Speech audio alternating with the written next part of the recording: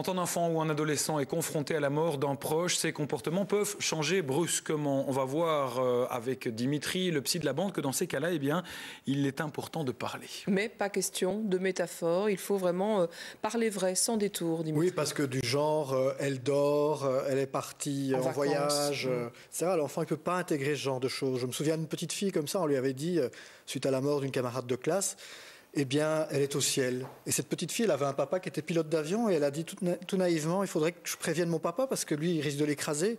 Et vous voyez, elle n'a pas pu intégrer cette notion de mort à cet âge-là. L'enfant n'en a pas les moyens. Et donc, c'est important de parler vrai. De même, souvent, on veut protéger les enfants en leur disant pas que leur poisson rouge est mort. On va remplacer le poisson rouge, on va en acheter un autre. On va faire la même chose avec le hamster. Évidemment, quand la grand-mère décède, c'est beaucoup plus difficile de racheter une grand-mère. Et là, on est bien embarrassé. Et donc, c'est important, chaque fois, de dire aux enfants, notamment quand leurs animaux domestiques décèdent, la vérité et de les accompagner par rapport au processus de deuil. Alors, pour aider les ados, les enfants qui ont perdu un proche, il existe des espaces de rencontre, comme l'espace Papillon à Namur. C'est un atelier qui leur permet de partager leurs histoires. Adèle Tracé a retrouvé 4 adolescents qui viennent de terminer leur cycle de rencontres. Ils ont accepté de tirer avec au quotidien les conclusions de leur travail. On regarde. Je pense que quand on nous annonce que quelqu'un qui est proche de nous ou quelqu'un qu'on connaît est décédé, ben c'est un choc et on se sent seul. Je pense que d'un coup, il y a tout qui tombe, on perd tous les moyens. Alice, Adrien, Alizé et Delphine se sont retrouvés dans cet espace pendant 5 séances pour parler de la mort d'un parent ou d'un ami. Il avait un cancer et il chutait, il remontait, il rechutait et... Pour moi, je le vivais très très mal et j'ai été le voir une fois à l'hôpital. Et maintenant, j'arrive à un peu mieux en parler avec ma maman, quoi. Ça fait peur parce qu'on se dit que ça peut arriver à tout le monde et que ça peut nous arriver à nous aussi. Donc on se pose des questions et...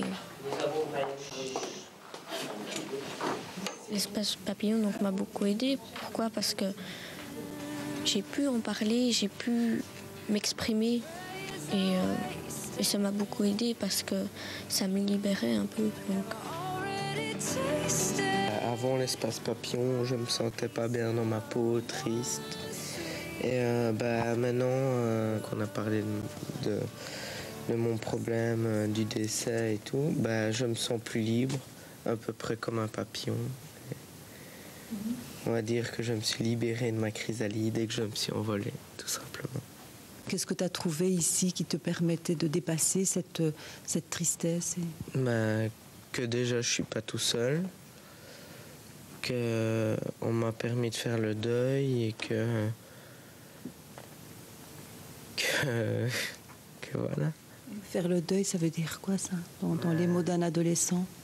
Pour moi, faire le deuil, c'est que cette histoire-là s'est passée et qu'il faut tourner la page et faut pas tout le temps y penser, se rebaser dans le passé et commencer à déprimer dans son coin et tout pendant des semaines et des semaines. Et quand je suis arrivée ici, d'abord j'étais sceptique. Je me suis dit, si c'est comme chez une psy où on est face à face et qu'on doit raconter notre vie et qu'elle nous dit oui comme ça, j'avais peur. Et en fait non, parce qu'on ne fait pas que pleurer déjà ici. On parle avec des adolescents de notre âge, donc c'est plus facile d'en parler entre nous qu'à une adulte. Parfois, on n'ose pas parler, quoi. Et je trouve que c'est pas la même chose. Je suis pas tout à fait guéri, même s'il y a un gros travail qui est déjà terminé, mais le travail qui est encore à faire, ça sera en continuant dans la vie, on va dire. Si j'utiliserais le mot guérir, c'est qu'on m'aura ramené mes parents. Et je sais que c'est impossible, je guérirai jamais. Comme Alice le dit, c'est pas vraiment guérir qu'on peut appeler, puisque d'accord, on ira mieux, mais ça restera toujours là, quoi. Mais avant, j'arrivais pas à voir ce qui allait se passer pour moi parce que j'étais bloquée, mais là, je commence à me dire, je peux être heureuse. Je peux faire des projets et que la vie, elle continue, même si mes parents sont plus là pour moi. Et justement, je pense qu'ils voudraient pas me voir déprimée et tout. Et je pense que, alors, parce que moi, j'y crois, ils sont là-haut et que voilà, Et je pense qu'ils n'aimeraient pas savoir que je suis triste et que je suis mal et qu'ils peuvent rien faire, qu'ils sont là-haut et qu'ils peuvent pas me rendre heureuse. Donc, je préfère réussir à l'école, réussir ma petite vie et voilà.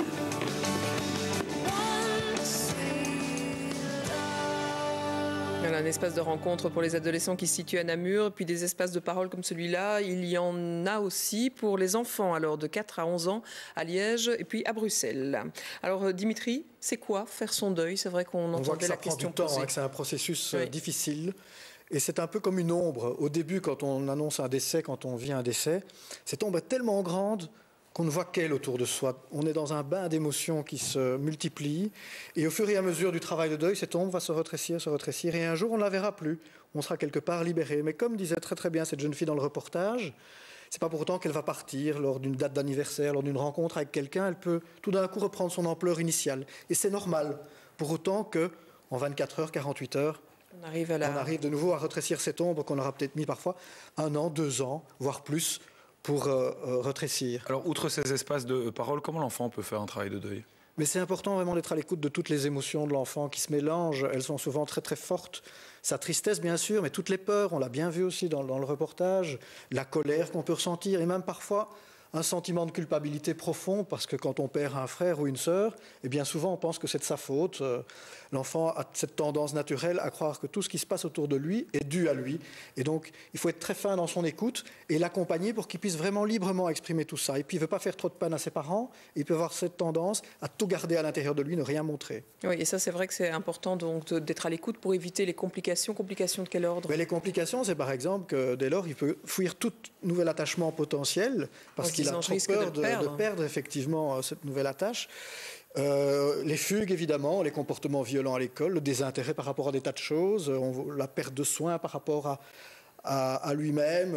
Les enfants endeuillés, par exemple, on perd plus facilement leur cartable que les autres. Ils ont des vêtements qui se déchirent plus facilement. Et voilà. Et donc, c'est important de toujours bien les accompagner dans ce type de processus de deuil. L'ado qui va chercher aussi un substitut du parent. Oui, il faut le laisser faire. Il va peut-être avoir tendance à chercher via son prof de sport à l'école ou via un oncle, une tante, un substitut pour rétablir du lien là où il l'a perdu. Et c'est important quand on est adolescent de pouvoir faire ça. Merci.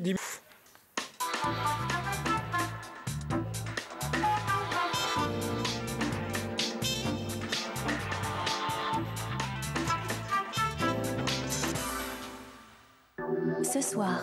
Jeu de hasard, jeu d'argent, jeu de société.